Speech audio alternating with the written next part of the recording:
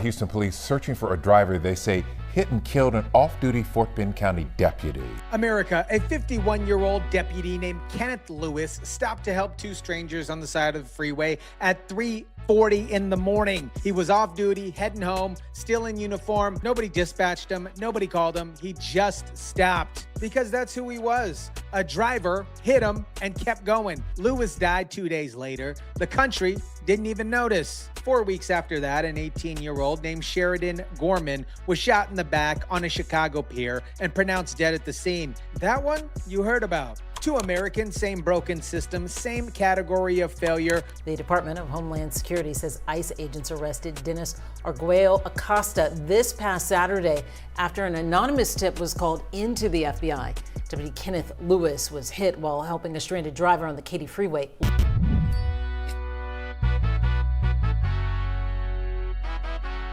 What is up, guys? Tyson DeLaCruz here. Thank you so much for rocking with me. Let me show you the list of names JB Big Bop Pritzker knows how to say, and the list of names that he's been too busy to learn. Fort Bend County, Texas, I-10, near Eldridge Parkway, 3:40 in the morning. Lewis was heading home from an extra duty shift. Still in his uniform, he spots two people stranded on the side of the freeway. He pulls over, gets out of his personal vehicle, starts helping. Now, to some of you, that might sound like something you say at somebody's funeral to make the man sound bigger than he was. So let me give you the receipts 12 years earlier here. See, back in 2014, an alleged drunk driver slammed into the back of his patrol vehicle. In a split second, he jumped 30 feet off a bridge. And I thought in my head, well, maybe I should just sit on the edge.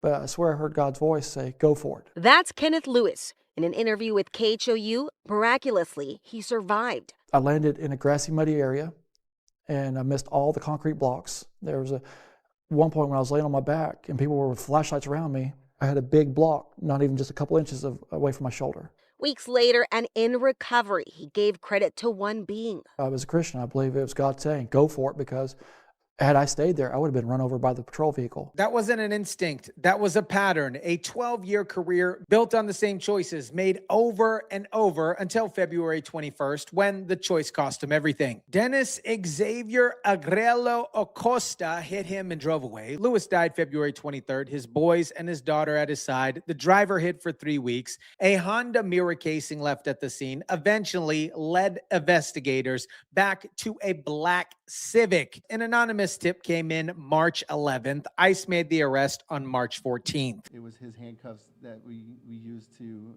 book him into JPC with.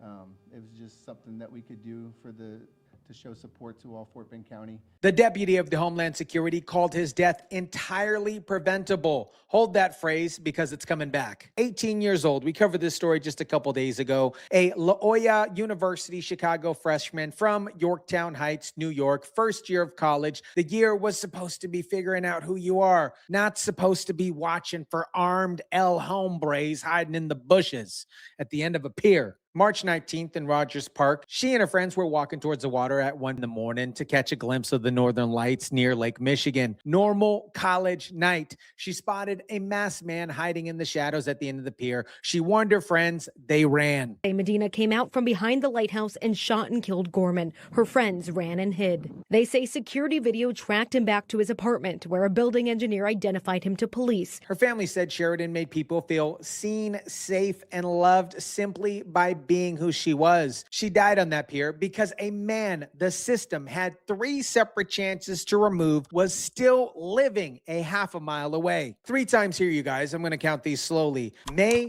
2023, Medina, caught by Border Patrol, released. June 2023, arrested in Chicago for shoplifting, released on bond, never showed up to court. August 2023, warrant issued. Nobody executed it. The 4th time his name appeared on a police report, Sheridan Gorman was already gone. When systems fail, whether through release decisions, lack of coordination, or unwillingness to act, the consequences are not abstract. They are real, and in our case, they are permanent. One more thing before we move. Medina missed his first murder court appearance last week. He was quarantined for possible tuberculosis. Treatment is ongoing. We don't know what it costs, but we do know what it cost Sheridan Gorman. Maria Haddon, 49th Ward, Democrat, her ward, her constituent was murdered on her pier. She went on Fox 32 before police and had identified the suspect and offered a theory about what happened here. Watch how she phrases this. From what I've been told so far, right, from what police know, from speaking to the students who were with her, it seems she might have, that as they were just out, you know, people go out to the beach all the time, right? And they go out on the pier, they walk around. So the kids were out doing normal things people do in the neighborhood. And it sounds like this might have been a wrong place, wrong time, running into a person who had a gun. They might have startled this person at the end of the pier. The arrest report said Medina followed the group from behind, hid at the end of the pier wearing a mask at 1 a.m. in the morning, and opened fire as they fled. He was not startled here, okay? Haddon's theory obviously didn't survive the paperwork. When the apology came, she clarified her comments were going viral on conservative media. Not that she had been wrong about the victim. The disruption channel here was the problem. Very fixable, very professional, very disconnected from the family sitting at home in New York. Now, to the governor. Late January 2026, JB Big Bop Pritzker flew to Minnesota. He laid flowers. He posted photos. He gave interviews. He went on camera for Renee Good and Alex Preddy. For those of you that need a little quick recap, I need you to know who Good and Preddy were because Pritzker is counting on you not to look this up. Renee Good was shot while ramming a law enforcement officer with her vehicle during an ICE protest. Alex Preddy was killed in an armed struggle with Border Patrol agents. Pritzker mourned people who died physically fighting federal law enforcement. He brought a camera, you guys. He wanted the credit, and he got both. That was the whole trip. I agree, there have been real failures. Those failures, of course, extend beyond the borders of Illinois. They're national failures, a failure to have comprehensive immigration reform, a failure of the president to follow his own edict to go after the worst of the worst. And in my view, we have a lot of work that we need to continue to do, but it is the job of the federal government to go after immigration enforcement. Sheridan Gorman was murdered in Pritzker's state on March 19th. He did not speak publicly for 4 days. And when he did, the statement did not name Medina's immigration status. What it did name was Trump's administration's politicizing of this particular death. And per the Chicago Sun-Times, as of this week, neither Pritzker nor Brandon Mohawk Johnson have spoken directly to Gorman's family. 1 minute we're in Congress with the governor who completely avoided us, didn't talk to us, didn't spend 2 seconds, couldn't care less about victims like us. But he was in Congress telling the Republicans, immigration is the federal, responsibility. The enforcement's a federal responsibility. It's not my responsibility. My responsibility is the state of Illinois.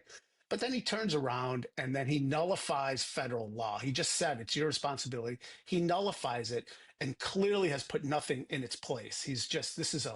This is a free-for-all in here in Illinois. He's got hundreds of thousands of people he doesn't even know. You've kicked the side door open in the middle of the night and you're letting hundreds of thousands of people in. What are you doing for these folks? Joe Abrams' 20-year-old daughter was struck at a stoplight in Urbana at nearly 80 miles an hour by a Guatemalan national living in Illinois illegally, driving on a license he could not have legitimately passed the test for. Abrams wrote Pritzker a private letter. Simple questions. He never received a reply. The order establishes ICE-free zones. That means that city property and unwilling private businesses will no longer serve as staging grounds for these raids. The Chicago Tribune, for their part, described the Venezuelan national who entered the country illegally, shoplifted, skipped court, and shot an 18-year-old in the back as a Rogers Park man. DHS went public and shamed them for it. A Rogers Park man. Here's the list Pritzker knows. Renee Good, Alex Preddy. He flew there. He laid flowers. He went on camera. Here's the list that came after. Sheridan Gorman, 4 days, no mention of who killed her or why he was still in the neighborhood. Kenneth Lewis, Still waiting. Katie Abrams, letter unanswered. The mechanism connecting 3 victims is the law Pritzker enforced by choice. The Trust Act prevents local police from cooperating with ICE detainers. Police arrested Medina for shoplifting in June 2023. ICE wasn't notified. That's not a federal failure. This is a Springfield decision, signed, defended, and never reconsidered after any of these deaths. This whole intention thing, or the moral high ground that they all think they have, when they're doing it for really an immoral purpose, does not make it moral, does not make it right. You're going to tell me that 4 or 5 years ago, you had everyone in the world bum rush our border, and that's okay. Now we're saying, look, we can't be extreme in what we're doing. Where were these voices 4 years ago saying, hey, this is way too extreme? And it didn't take legislation to stop what happened over those years. So you want to get really down to the nitty gritty here. Anyone who came in during the Biden regime ought to be looked at. Katie's killer was not the worst of the worst. The Department of Homeland Security called Kenneth Lewis' deaths entirely preventable. The Gorman's family used those same exact words in their statement. Policies and failures that allowed this individual to remain in a position to commit this crime. 2 families separated by a couple months and thousands of miles. Same language, because it's the same failure, administrated by the same governing philosophy here. I can assure you that we will solve it. It will be solved, and we will bring the person to justice for Deputy Lewis. And Lewis had been with the Fort Bend County Sheriff's Office since 2015. Before that, he worked for the Missouri City Police Department. America, here's the framework nobody in the press will write down, because writing it down means admitting it's deliberate. The selection process has one consistent rule. If your death can be used to argue against enforcement, you get a governor on the next flight, flowers on camera, a full media cycle. If your death can only be used to argue